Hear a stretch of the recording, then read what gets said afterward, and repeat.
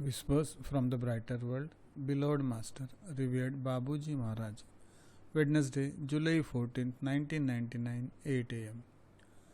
All that we will be able to say will not change the course of events. Men have gone too far in their excesses. They will have to pay for their excesses, their self importance, and their lack of respect for the earth and for their fellow men. It is sad. It's a disgrace. They have turned mad by playing God. They believe they are the masters of the world. All these horrors that they have created, they will pay for them. Innocent people will pay for their negligence. Man believes he controls the atom. It is the atom that will do it by destroying what man has built. The situation has reached its paroxysm. Cries of alarm have been uttered for years and are not heard. It is difficult to extinguish a huge fire without suitable means. As a last resort, God will decide what he must do or not do. The situation is more than alarming. Apart from praying, what can you do on your level?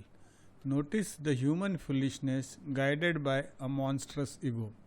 This escalation in insanity will stop by the force of things.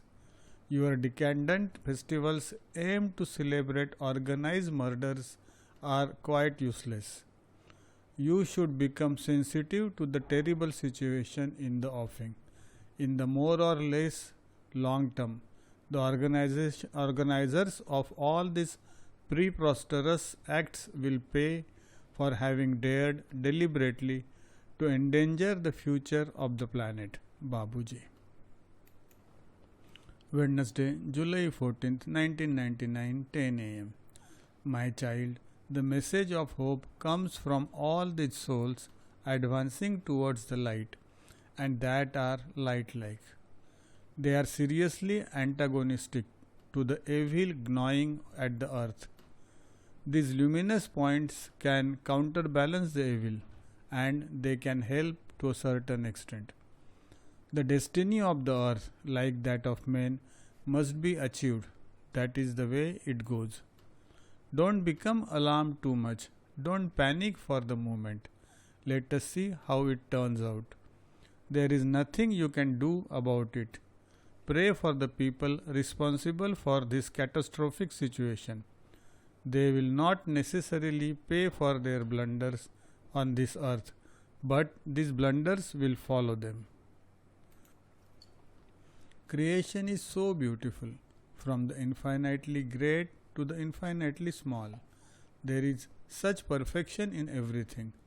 Take one by one the elements created in each kingdom. You will be dazzled by such an amount of beauty, wisdom, and logic. At the origin of this creation, before man undertook to modify it and thus destroy it, each element was living its own life. Mankind has evolved, but this evolution did not bring it where it had to be. This phenomena is specific to mankind.